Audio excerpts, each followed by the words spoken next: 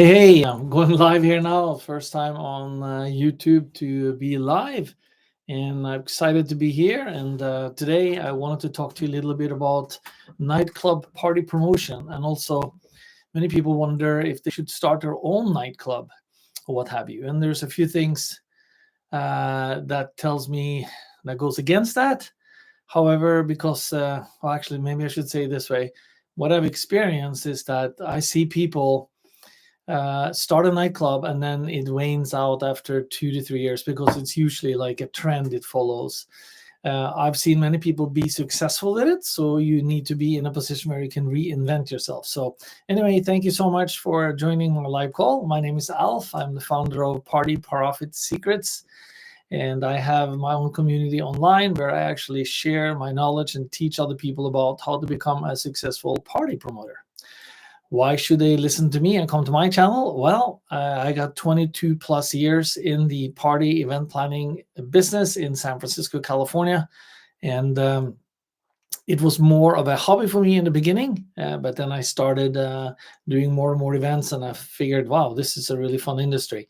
And I was there actually to get which I got an education in marketing and worked for Fortune 500 company for several years, but found out that this type of work wasn't for me. So anyway, I don't want to waste too much time here today talking about that, but today I'll chat a little bit about the 7 steps how to become a successful, or how should I say it? How to start your own nightclub. I'll be looking at some notes here over on the right side. So if I'm looking a little bit to the side, it means I'm not losing my attention to you. It's just that I need to remind myself exactly what the different steps are. Okay.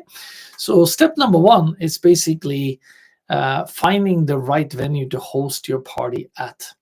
I look at that as one of the most important things after probably deciding on what type of party you want to do.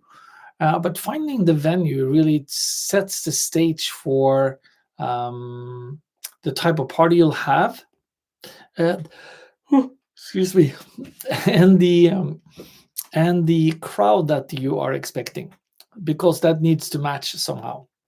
And that's important because people identify themselves with, either an upscale event venue or a fun event venue, or what have you. And that comes and what comes into play here is what type of event is it? Just going to be a nightclub dance event, or is it going to be some theme to it, or is it a certain type of music or a certain type of DJ you have, or what have you? So that's the kind of thing that you want to consider the first.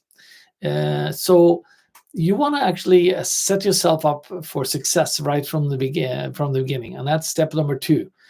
You need to figure out how you market to the right crowd. And when I started out, mine was very much through friends of friends. So I would find, actually, one of the first things I would do is to find the right partner to do it with, because I suggest if you start out, you don't start out doing your party by yourself. You start by finding somebody else that you can do it with, so that you can bounce ideas off of each other and work as a team. I don't know if you read the book Think and Grow Rich with Napoleon Hill. However, he talked about when 2 or more people get together for a common goal, you develop a third invisible intelligence. That intelligence you cannot access. You cannot access this third invisible intelligence alone. You must be 2 or more. So that's really key, because you can create that synergy and energy around your party and come up with more ideas, deal with issues better, pull together when it comes to promoting, maybe a little bit more capital to deal with certain things. Let's say you need to put down $500 for certain things or more, come up with concepts, ideas, all of this stuff. It's just better and stronger in a team, especially in the beginning. Yes, so back to number 2, just how you market to your crowd is important. Now you can tap into at least 2 different entities if you're 2. The third one will be building a list. So that's probably one of the most important things I would also say, because you need to have a list you can market to. You need to have people that you can talk with. You need to have people that have either been to your event or know something about you that's saying, hey, yeah, Alf is putting on good stuff. or its quality, or they know something about me or what I have in mind, or I have communicated through some people saying, hey, here's what's going to go down, and I need you to tell other friends about it. They'll be more excited telling other friends about it if they know a little bit about me and the type of people that will be there, because people are going there to meet other people, and usually they like to meet like-minded people, at least somewhat like-minded people. So that's very, very important. So building a list is extremely important, and it's going to be your goal in the future, because you need to have somebody to market to. And that's and I have some amazing tricks I can share with you how you build a list, and that comes in other sessions, not this first one. And then you want to create a reputation. Like number 4 is like building your brand name. My group actually ended up being called alfanalf.com. And that was my website. And that's the type of parties that I would market myself under. So what was a little bit unique with me is that I love to do all kinds of different events. I wasn't your typical nightclub promoter that just did nightclub type of dance parties all the time. No, I had beach parties, I had Halloween parties, and I love like special events like that. I took 400 people, 8 buses to see the concerts. I went to Carlos Santana. I had another group back in the 80s that were called Gypsy Kings. You may never have heard about it, but they were the world's most popular band at the time in the 80s and 90s. So you can tell that I've done all kinds of different types of events that I just love to do. I even took people to the park to play flag football, something we call that. I took several buses to go see Giants games. So and the way I did this is like I was never into baseball, the Giants, San Francisco Giants, but I could always create a party around it. So why not do that with somebody that you like to hang out with, and then meet other people, find a girlfriend, a boyfriend, what have you, right? So that's number 5, building a brand name. So I pride myself on being quite different in that regards, and that's also why I felt more the upper echelons of the crowd. It was a well-to-do crowd, well-educated crowd. And some of you may have heard me talk about this before too. The founder of Hotmail, founder of PayPal, they were also on my list. They would come to my parties, and so that's the kind of people I attract, and that's or attracted, and that's really good. So then number 6 is to constantly update yourself, or constantly do something fresh. And that's also something that I felt I was good at, because I tapped into my crowd. I very often, when I would think of another party or a party to do, I would ask my crowd, what do you like to do? And then I would get feedback, and then I would think about it. Okay, how can I make that a good party concept? And then I would paint a picture for them. Hey, I'm going to have a pre-party. I'm going to have some sponsors, and then we're going to go do this, and I'm going to have such and such a DJ. I'm going to have entertainment.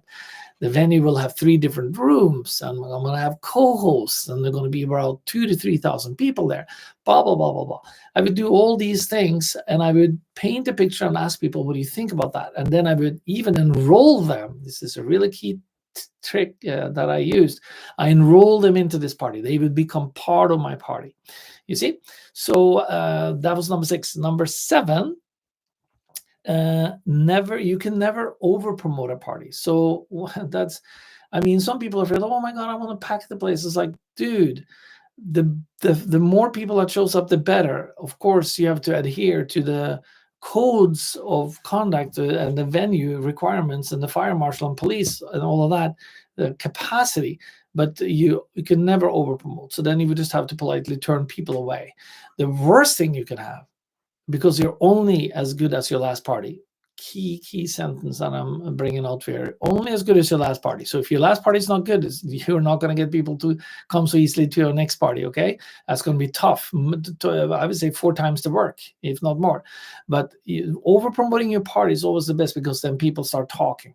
And then, I have some amazing tricks how you can get your closer friends, your closer patriots, to help you with that by giving something in return to them first. So over promoting your party, you really got to go way above and beyond when it comes to that. So those are some of the things I wanted to chat with you today. And I hope you like this live call. Let's see if there's any questions. I don't see any questions right now. It's the first time I'm doing this, so hopefully this is something that you like. And please comment below. This will be up for replay as well. And then we'll talk to you very soon. And I'm very happy if you manage to see this replay, and we can talk more. And let me know if there's certain things you want me to do a live on, and then I can invite some guests as well. All right. Talk to you guys soon, and thank you so much for enjoying. And go visit my skool.com/party.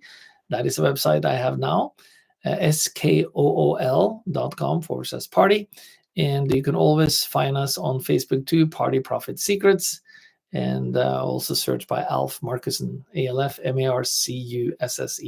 Talk to you soon. Thank you so much for joining.